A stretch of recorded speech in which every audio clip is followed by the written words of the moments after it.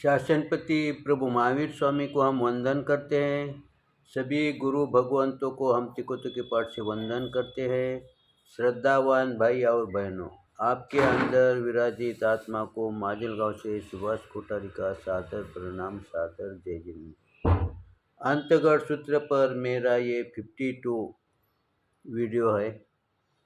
कल हम देख रहे थे कि गजसुकमाल की उनके माता पिता ने तथा भाई ने अनेक प्रकार से कसौटी ली कि ये दीक्षा के अंदर सही ठहरेगा या नहीं करेगा, सही दीक्षा का पालन करेगा या नहीं करेगा, या अभी भी इसका मन संसार में है या नहीं है, इसकी कसौटी उन्होंने ली। अब यहाँ पर चिंतन का ये विषय चलता है कि जो दीक्षा ले रहा है उसकी कसौटी उसके गुरु ने लेना चाहिए। फिर गजसुकमाल के गुरु कौन? प्रभु अरिष्ट नेमी। फिर प्रभु अरिष्ट नेमी ने उनकी कसौटी लेना चाहिए। यहाँ पर कसौटी कौन ले रहा है? उनके माता पिता तथा भाई। आज हम देखते हैं कोई भाई दीक्षा लेता है, उसकी कसौटी गुरु भगवंत लेते हैं। घर वाले दीक्षार्थी को गुरु के पास, गुरु के सानिध्य में साल 2 साल छोड़ देता है, लेकिन बाद में गुरु ही उसकी कसौटी लेते हैं। फिर चिंतन ये करना है कि उनकी कसौटी सही है या हमारी कसौटी सही है। देखिए, गुरु भगवंतों तो कसौटी लेते ही हैं, लेकिन गुरु भगवंतों के कसौटी की पहले हमारे परिवार वालों की कसौटी जरूरी है। उन्होंने उसकी सही ढंग से उनका मनोबल बढ़ाया या नहीं बढ़ाया, उसका मनोबल सही में दीक्षा लेने का है या नहीं है, ये पहले शुरू में घर वालों का ही कर्तव्य होता है। क्योंकि घर वालों ने उसके प्रति का जो मोह है वो एकदम तोड़ दिया, और दीक्षा लेने वाले ने भी अपना मोह 100% अगर तोड़ दिया तो ही उसकी दीक्षा सही होगी। अगर गुरु भगवंतों के पास वो कसौटी में सही भी ठहरा है, लेकिन अगर उसका अपने परिवार के प्रति, अपने माता पिता के प्रति अगर मोह टूटा नहीं, तो उसकी दीक्षा सही ढंग से पालन होगा क्या? इसीलिए हमने भी, जब कोई परिवार में से दीक्षा लेता है, उस समय उसने भी, दीक्षा लेने वाले ने भी और माता पिता ने भी अपना जो पुत्र के प्रति, अपने संतान के प्रति जो मोह है उसको 100% खंडित करना चाहिए, तो उसका दीक्षा पर्याय में पालन सही ढंग से होगा। अब यहाँ पर दूसरी बात का एक चिंतन गुरु भगवंत हमारे को करने को लगाते हैं, वो है वो गुप्त ब्रह्मचारी बन गए। अब ये ब्रह्मचारी व्रत कौन से व्रत में कब आता है? पहले अहिंसा है, दूसरे में झूठ है, तीसरे में चोरी है, और चौथे में अहिंसा है, और पांचवे में परिग्रह है। ये हमारे लिए 5 अनुव्रत है, और गुरु भगवंतों के लिए ये 5 महाव्रत है। अब ये 5 महाव्रत के अंदर उन्होंने ब्रह्मचार्य को ही क्यों चुना? क्या फिर पहले के व्रत उतने पावरफुल नहीं क्या? क्या उनका उतना महत्व नहीं है क्या? गुरु भगवंत इस माध्यम से हमें ये समझाते हैं, अगर तुम्हारे को जल्दी से आगे बढ़ना है, शॉर्टकट से अगर आगे बढ़ना है, अगर सही में आपका चिंतन मनोबल बढ़ाना है, तो पहले ब्रह्मचर्य व्रत को धारण करो, इसका पालन अच्छी तरह से करो। क्योंकि जब ब्रह्मचारी व्रत, जब चौथा व्रत का हम सही ढंग से 100% अगर पालन करते हैं, तो हमारे विकार जल्दी नष्ट होंगे।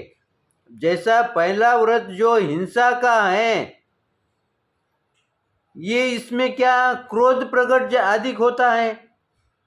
अब ब्रह्मचर्य व्रत का जब पालन होता है उस समय उसका क्रोध ऑटोमेटिक कम होने वाला ही रहता है।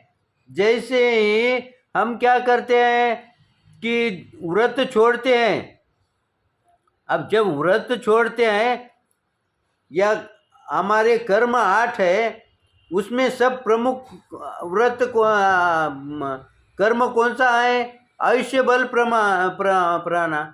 जब आयुष्य बल नष्ट हो जाता है उस समय 7 कर्म ऑटोमेटिक कम हो जाते हैं। लेकिन जब 7 में से कोई ना कोई अगर व्रत, कोई ना कोई अगर चालू होगा कर्म, तो हमारा आयुष्य बल प्राण टूटता है क्या? आयुष्य बल प्राण नहीं टूटता है। लेकिन जब आयुष्य बल प्राण टूटता है तब ऑटोमेटिक सभी कर्म वहाँ की वहाँ रुक जाते बोलो या टूट जाते बोलो, वो होता। जैसे 8 कर्म के अंदर आयुष्य बल प्राण ये जो सही तोड़े तो बाकी के ऑटोमेटिक वो कर्म नष्ट हो जाएंगे। वैसा ही अगर ब्रह्मचर्य का अगर पालन सही ढंग से हो गया, उसका व्रत अगर सही ढंग से हमारे दिमाग में अगर बैठ गया, तो फिर बाकी के जो व्रत है ना वो ऑटोमेटिक कम हो जाएंगे। अब जैसे ही वो ऑटोमेटिक कम हो जाएंगे, या तुम हमारे 18 पाप है, अब 18 पाप स्थान में हमारा प्रमुख पाप कौन सा है? मिथ्यात्व है। पहले प्राणितिपात से शुरुआत करें और लास्ट में मिथ्यात्व आया है, क्योंकि हर पाप के लिए ये मिथ्यात्व सहयोगी है। तुम पहले इस मिथ्यात्व को अगर तोड़ दिया तो बाकी 18 जो बचे वाले 17 पाप है ना, ये ऑटोमेटिक टूटने में सहायक बनेंगे, तोड़ने में हमारे को आसान जाएगा। लेकिन सबसे तोड़ने का लिए कठिन कौन सा है? मिथ्यात्व। मिथ्यात्व का ये जो 18वां पाप है, ये अगर टूट गया तो बाकी पाप ऑटोमेटिक टूट जाएंगे। वैसे ही महाव्रत के अंदर अगर ब्रह्मचारी को अगर हम खंडित कर दिए, उनको अगर तोड़ दिए, तो बाकी के जो व्रत है, जो महाव्रत है, वो तोड़ने में हमारे को ज़्यादा तकलीफ नहीं होगी, वो आसानी से टूटेंगे। अब ऐसा ही अब गज सुकमाल हम आगे चलते हैं। गज सुकमाल अंगार जिस दिन प्रवर्जित हुए उसी दिन के चौथे प्रहर में भगवान अरिष्ट नेमि के पास आए। यानी जिस दिन दीक्षा ली ना उसी दिन में चौथे प्रहर में वो प्रभु के पास आए। तो पहले के 3 प्रहर उन्होंने क्या किया?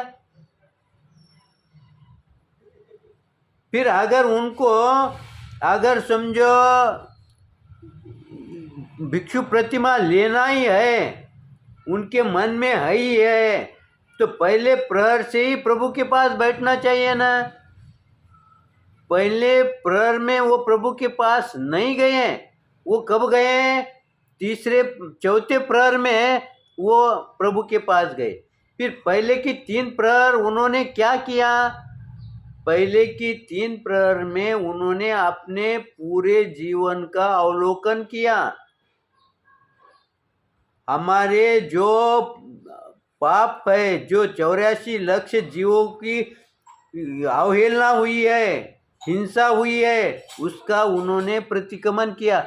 जब तक हम इनका प्रतिक्रमण नहीं करेंगे, इनसे क्षमा नहीं मांगेंगे, तब तक आगे की साधना में कोई भी महत्व नहीं रहता है। वो आगे की साधना सही ढंग से पूरी होती नहीं है। इसीलिए वो प्रभु के पास चौथे प्रहर में गए। पहले 3 प्रहर में उन्होंने अपने पूरे जीवन का, पहले जीवन का अवलोकन किया और उन्होंने ये कहा कि मैं पूर्व में भी जो कुछ हिंसा की हो, जो कुछ मैंने पाप बंद किया है, वो मेरा पाप निष्फल हो, उसके लिए मैं प्रायश्चित करता हूँ। ऐसे उन्होंने क्षमा मांगी। अब ये क्षमा कब मांगी जाती है? पहले स्वयं क्षमा मांगे, पहले एकांत में क्षमा मांगे, पहले अपने आप से क्षमा मांगे, उसके बाद प्रभु के पास क्षमा मांगना चाहिए। लेकिन हम क्या करते हैं, पहले हमने अपने आप से क्षमा नहीं करते, हम एकांत में हमारे जो कुछ क्रिया की है हमारे अनुभव में उसका अवलोकन नहीं करते हैं और सीधा प्रभु के पास अगर हम क्षमा मांगने को गए तो फिर वो क्षमा नहीं होंगी, क्योंकि पूर्व के पाप वहाँ पर उदित होंगे, प्रकट होंगे। वो प्रकट न हो, पहले के पाप नष्ट हो गए तो आगे पाप करने का कोई महत्व ही नहीं रहेगा, करेगा ही नहीं। इस समय हमारे समय को देखते हुए हम यहाँ पर रुकते हैं। मेरे ओर से कम ज़्यादा आगे पीछे हुआ होगा तो आप क्षमा करेंगे, और अगर मेरा सही लगा होगा तो वीडियो को लाइक करें, शेयर करें। इसी आशय के साथ ओम शांति।